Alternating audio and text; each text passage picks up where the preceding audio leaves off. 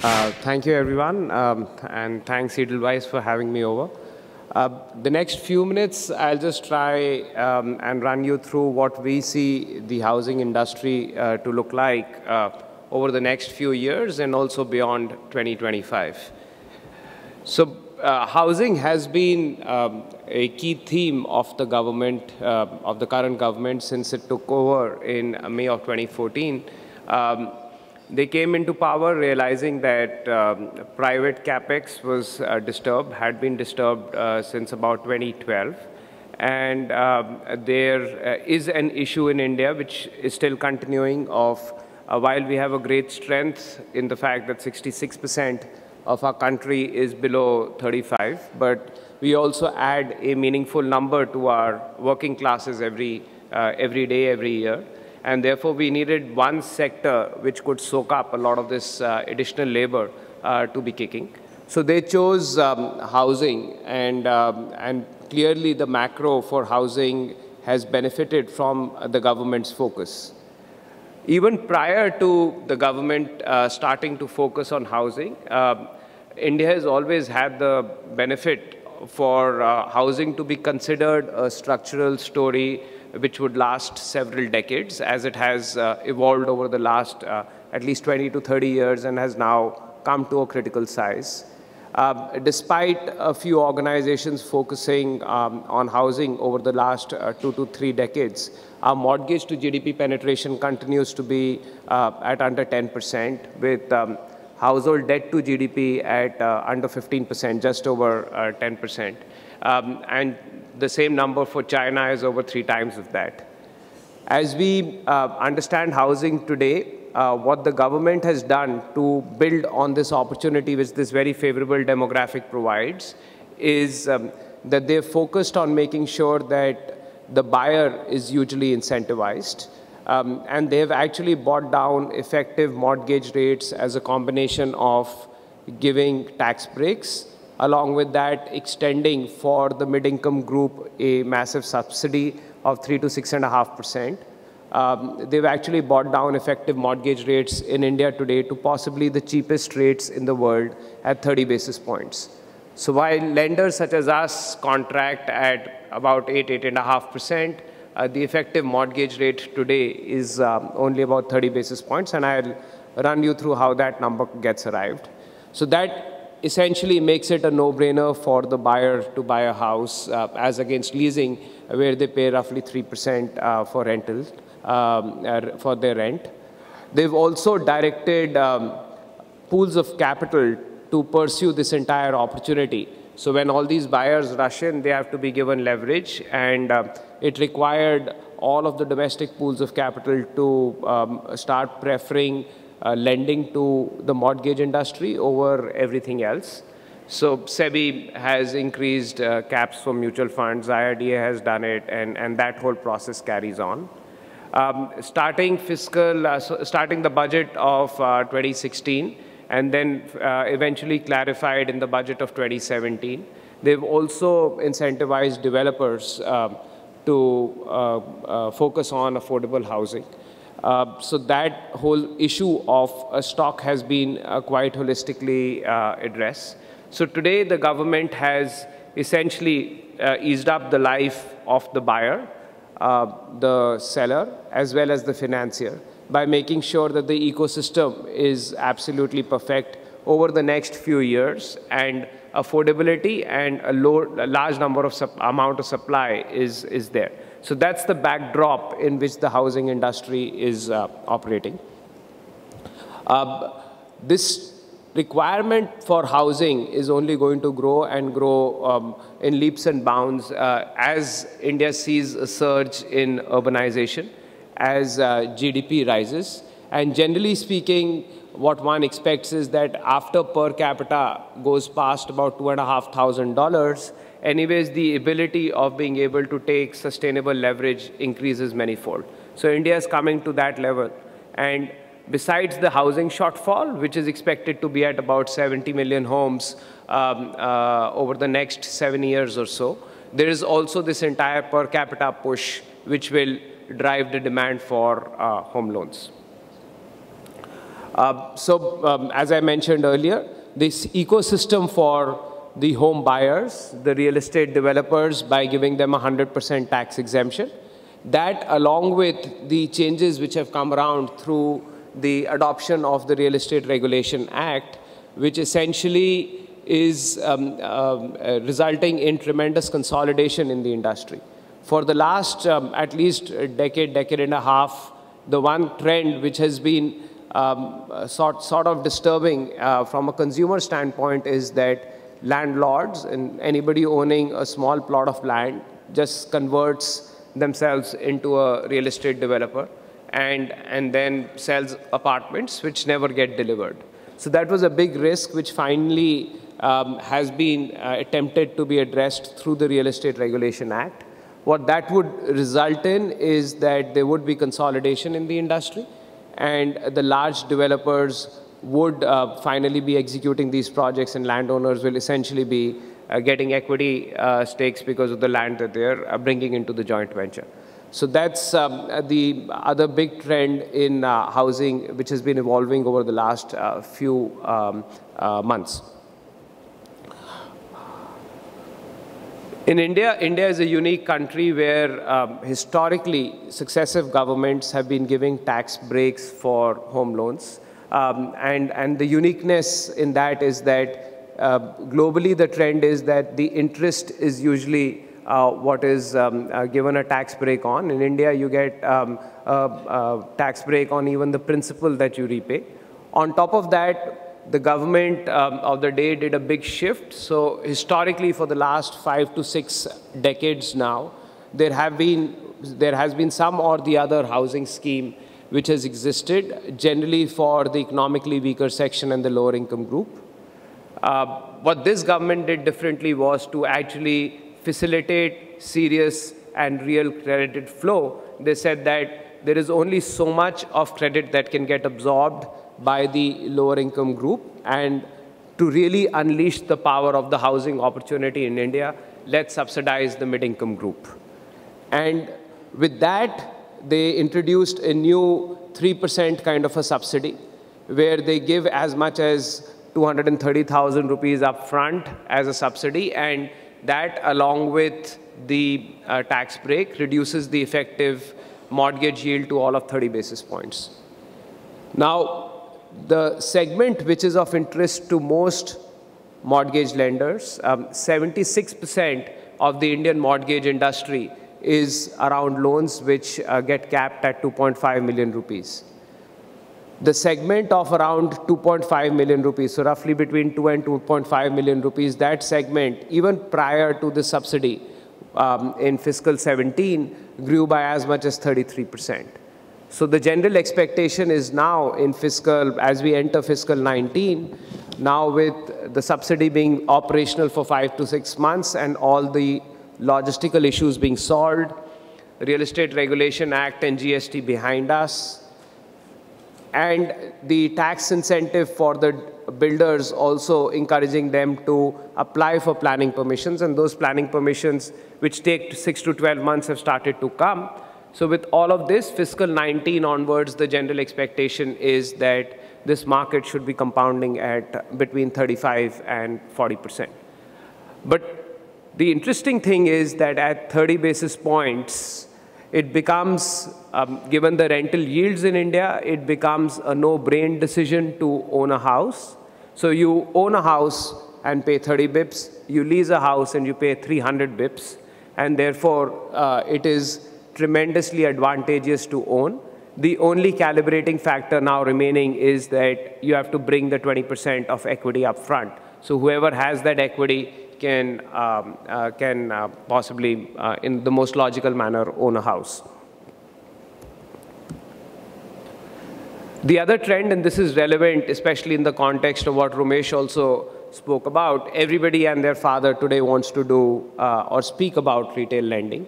But the interesting data is that over the last 8 to 9 years, even though banks have been talking about retail lending, I remember ever since about 2011, 2012, in almost every investor interaction, the question that I have been posed is, now ABC Bank is talking about focusing on housing. How are you guys going to compete? 5 years later, 5 to 6 years later, we see that the consistent trend is that banks continue to lose market share in the housing industry. And what is relevant is that this is despite not only credit growth having come off at a system level, and therefore these banks not being really able to extend loans for capex or corporate loans or anything else, they still continue to lose market share in housing loans. Even through the course of the last 2.5 years, when the other theme besides slack credit growth has been that the banks are not being able to do their business because of lack of credit.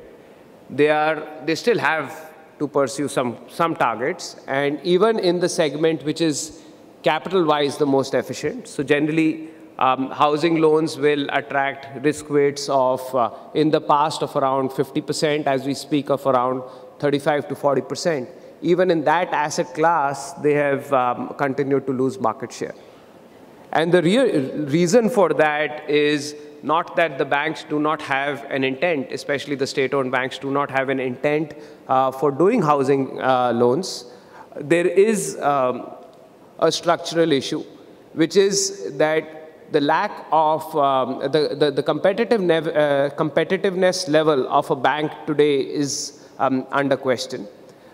We have an issue where even though financial savings in the overall saving pool pie has been increasing, the CASA pool hasn't really been keeping up. The flows into mutual funds and life insurance companies are slowly increasing, and that's at the cost of banks. So we did this interesting analysis, which essentially tried to pinpoint the real reason as to where all banks have lost and why are they continuing to lose market share. So the first reason that we identified was that the entire distribution model in India has changed. The banks were doing really well and were being able to leverage on their large branch network till the time that borrowers would go to the bank branch. Over the last 10 to 15 years, first with the advent of private banks and then with some large monoline housing finance companies, that entire distribution has moved to the construction side. And most public sector banks and a few private sector banks have not been able to manage that migration. And what that really does is that there is pressure for banks on their cost of funds. There is no correlation now between the number of branches that you do and the kind of home loans or general retail assets that you can do. And as a result, if you look at some of the large banks and analyze their financials and compare that to a well-run, well-rated, say a AAA-rated housing finance company, then a bank makes about 1/3 the return on asset that a housing finance company makes. So while banks have roughly a 200 basis points advantage on cost of funds, there's significantly higher operating expenses, and credit costs in this particular asset class make sure that they make monies which are just about 30 basis points or so. And this analysis has been done for some of the largest private and public sector banks running in this country. So clearly, there is been a sort of lack of competitiveness which has creeped into the entire banking model. And the paradigm which is now emerging in general retail lending in India and specifically in home lending is that there is no value left in the license anymore. So historically, lenders have thought that the license is the biggest moat, and therefore a bank versus everything else that exists in the system, just by virtue of the license, the bank would continue to do well. The last decade and a half has shown that that's at least not the case in home lending. And as we believe, even though I tried to show to you that housing finance companies are far more attractively placed as far as home lending is concerned, even within housing finance companies, the biggest moat really starts with the ability of being able to raise equity. And this has to be really patient equity, which is willing to wait out 10 to 15 years with extremely modest return on equity. As you build credibility running through interest rate cycles, credit cycles, and liquidity cycles. And as that happens, you climb up the rating curve. Unless you are extremely highly rated, given the commoditized nature of the product, you aren't able to compete in the market. So from an entry barrier coming from equity capital, the short to medium term moat emerges in the form of credit ratings.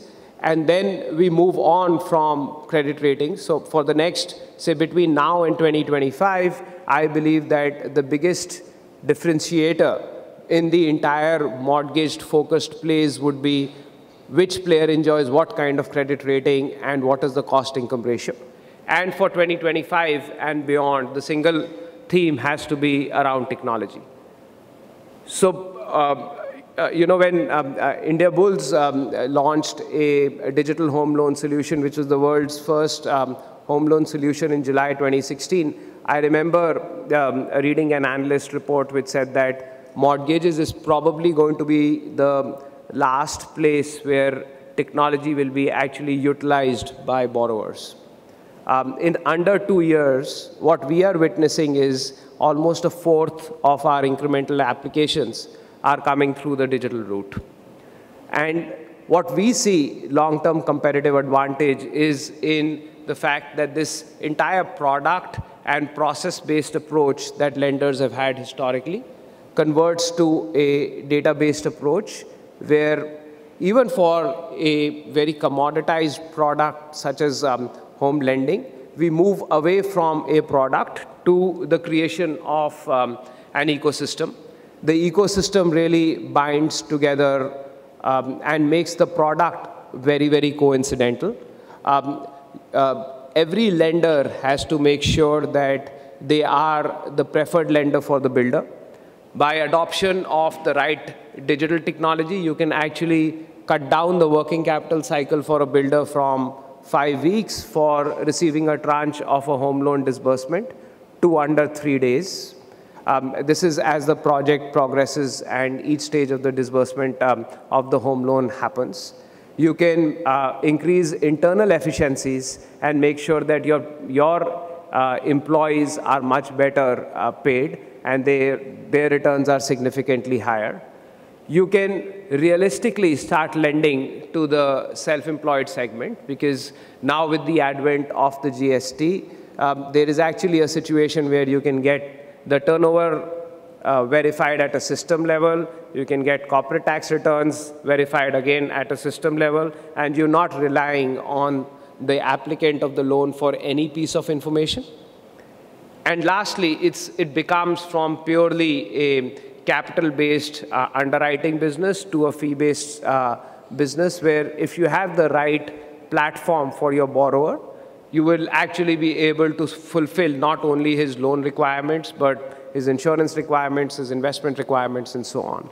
So in a nutshell, this is what housing 2025 and beyond looks like, at least from our point of view. We believe that the pure home loan product is highly commoditized.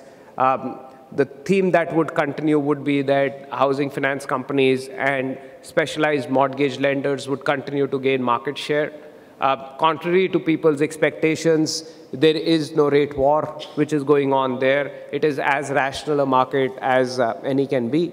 And the future lies for only those players who can realistically adopt technology, change culture internally, and make sure that they move on from being comforted with the license that they hold to the technology that they continue to invest in. Thank you.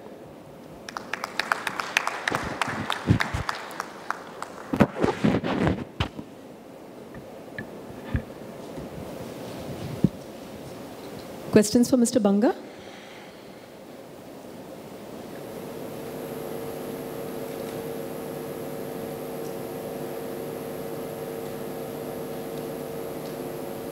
Can we have mic for the gentleman? Thank you.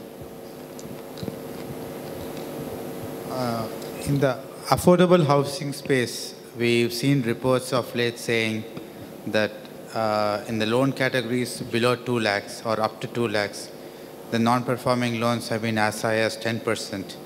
And then there's a push by the government to look at affordable housing. So how do these things, pan out overall?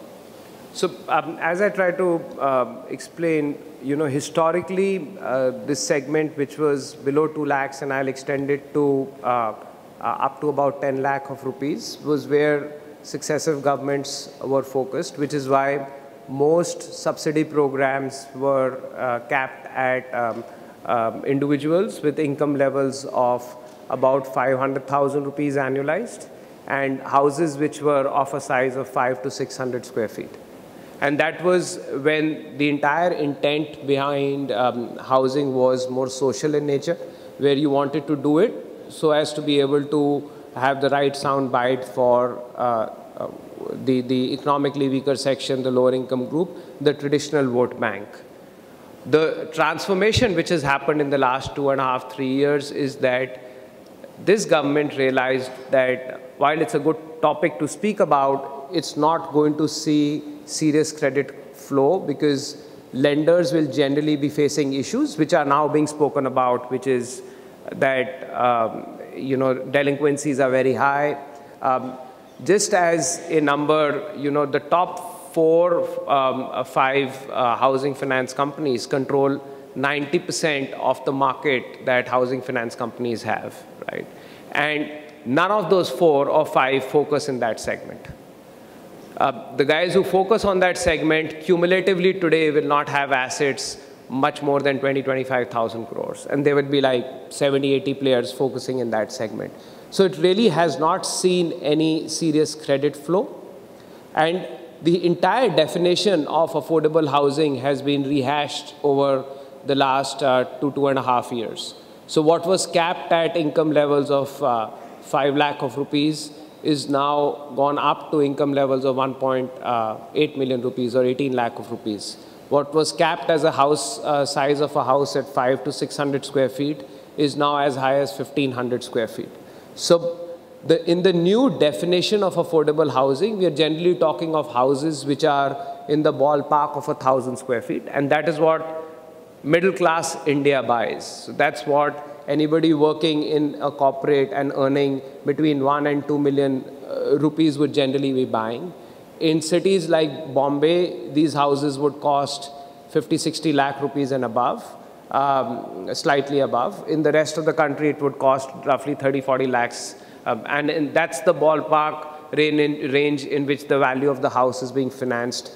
And the house loan is between 20 and 30 lakh of rupees. So affordable housing is not the social kind of housing that was historically thought of. It is now more the housing being occupied by middle class India.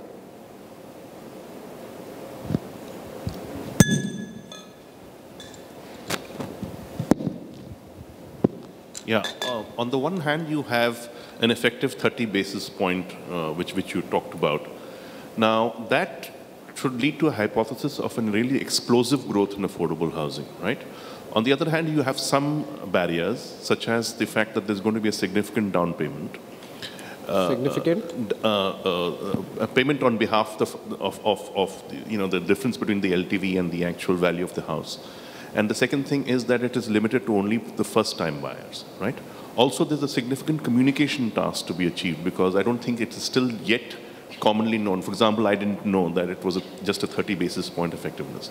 If you put all these factors together, and against, let's say, a rough growth of 30 to 33% that we saw last year in the affordable housing, do you see this turning into an avalanche, or do you see this as an accelerated growth of 33%, but not an avalanche, somewhere on this S-shaped curve, if we are there? Where are we on that S-shaped curve, and what kind of growth projections would you see in affordable housing in the next year and maybe 2 or 3 years to come? So it can't be an avalanche, because the historical other calibrating factor for mortgage growth in India has also been the size of our debt capital market and how much of debt is actually can actually be funneled through for financing this entire opportunity.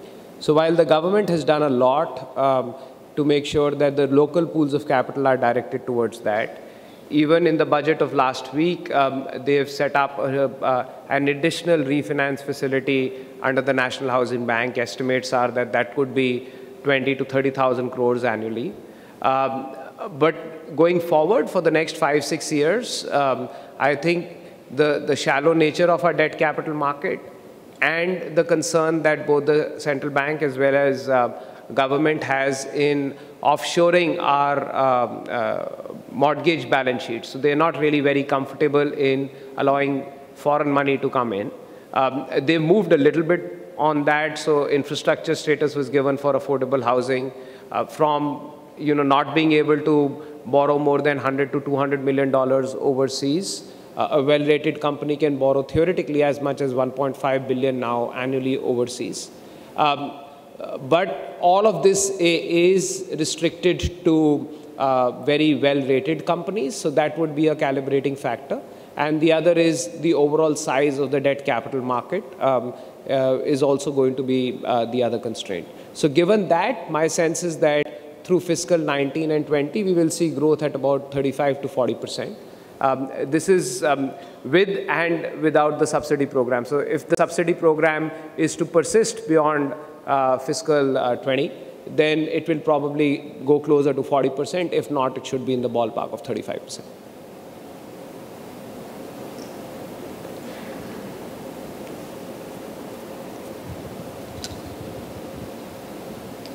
Any more questions? One of the slides, I saw NPA of 60% for housing finance company. 60 bips. 60 bips versus 150 bips for banks on NPA front. And with the today's news of Canara Bank's housing finance is being acquired by HDFC and all. So do you see a consolidation happening in the industry in terms of the finance companies? The banks are exiting and private lenders are more aggressive on that front? So banks will continue to do what they do on their balance sheet, which is not very significant given the large number of banks.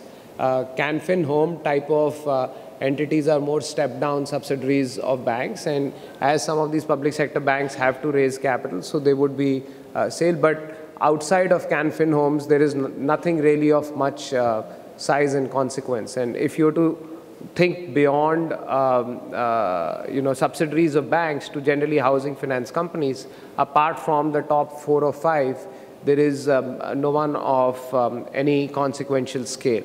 So if, let's say, if I was to talk for ourselves, if Indiabulls Housing is to acquire anyone, we do a quarterly run rate of around 10,000 to 12,000 crores. There are not more than 1 or 2 entities which are even at that size of 10 to 12,000 crores. And nobody really goes out there and does an acquisition for 1 quarter of growth, unless it's a sweetheart deal. So I don't see really that path being walked.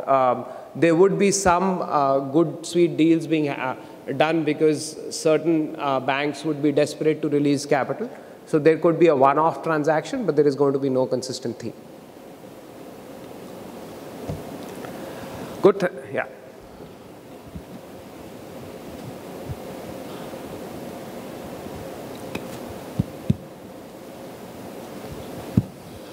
Yeah, you pointed out that the advantage and the disadvantage that you have versus banks lies in the bank's higher operating expenditure, but they have a lower cost of funds, right?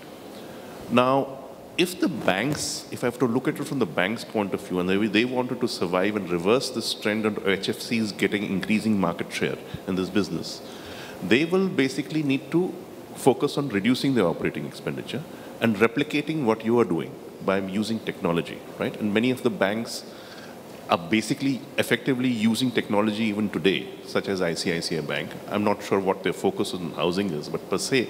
So it's not impossible for the banks to revisit their business model, in which case they will be left with a lower operating expenditure and will still have a lower cost of funds compared to you. So how do you see this, both in terms of how an Indiabulls would react to such a future situation and whether they have anticipated these things, and whether you see banks moving in that direction? So, banks may or may not adopt technology. What you have to appreciate is that what is generally lost to most stakeholders of the equity market is that you can't really bare read a bank's lower cost of funds. You have to attach to that the cost of running all of those branches. So what can happen is that a bank today is not placed at the point of sale and does not have a technology solution, but tomorrow it starts doing that, right? But what cannot change is that there is almost a perfect correlation between a bank's branch network and the amount of CASA that it is able to generate. And this entire saving is really coming from the SA element. And this has been repeatedly proven.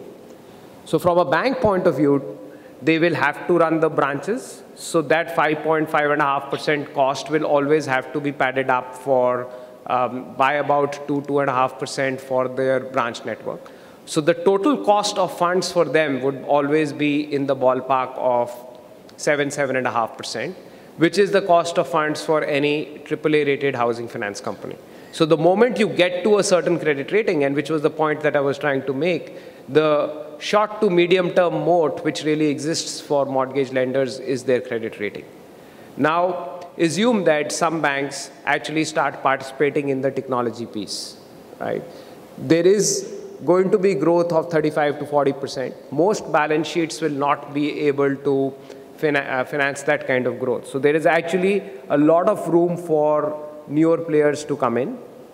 Unfortunately, in the banking system, when the new player comes in, their cost of funds is even higher. So all the mid-sized banks becoming larger don't offer a 3.5% saving account rate. They offer a 5.5 to 6% saving account rate.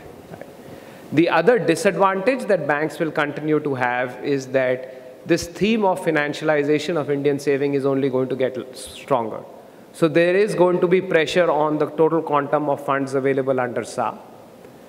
And we have to appreciate that priority sector load, which is there, is a function of the total assets and not the saving account percentage, right? So what would possibly be happening in due course of time for a general bank is that SA as a percentage of assets is reducing, but priority sector as a percentage of assets is consistent, and therefore the effective cost of operation is only going up. So in our view, the license therefore is actually today a liability and is definitely not a differentiator. What is a differentiator is how do you play out on technology in due course of time, and how do you manage your effective cost of funds in the short term, right? And for that, the real play is happening around credit ratings and not on the basis of whether you're a bank, a housing finance company, a non-bank finance company, or anything else. Hello. Wanted some more points on the affordable housing scheme of the government. Is it limited to an amount?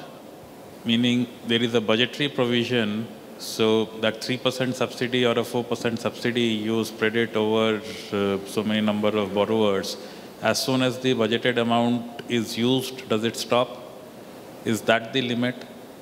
To the best of my knowledge, there would be a budgetary amount which will keep on getting increased. I think they've increased it further. Last year it was... it's flat, this budget. It was 23,000 crores, not even a fraction of that effectively got utilized. Okay. Even if it is flat, if last year it did not get utilized by even half, if it grows 35%, even then we are not hitting. And what the government from its point of commitment has already said is that this subsidy program, in September 2017, they made this announcement, this subsidy program, irrespective of whether the budgetary limit gets busted or not, shall carry on till at least March 2019.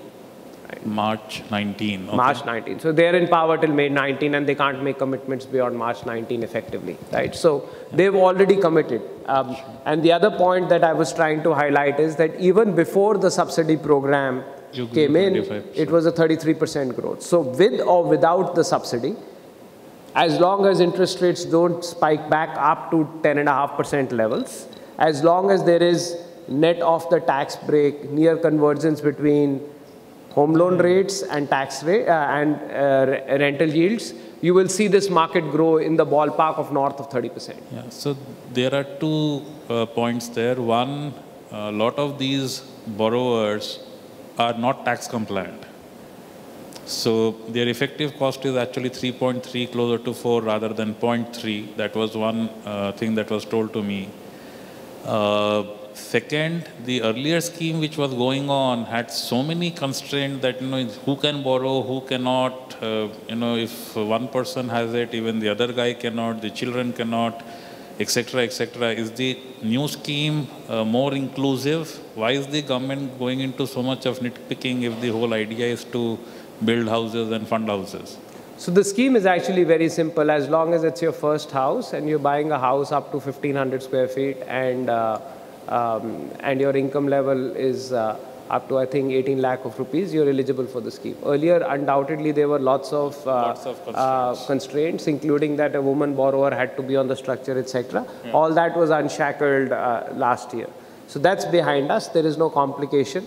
And at a system level, north of 80% of the home loan seekers in India at this level, which is of interest to us, are salaried individuals. Right. Salaried individuals all pay taxes. Their tax actually gets deducted at source. And we are talking of people who are earning about $1 million. So for them, given where tax rates in India are, they'll end up taking that entire knock on the 400,000 rupees, which is 250 towards principal and 150 towards interest. So this entire tax actually genuinely flows through.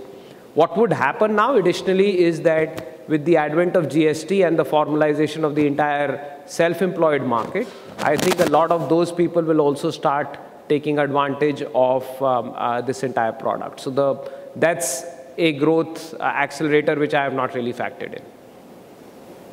Thank you. Thank you.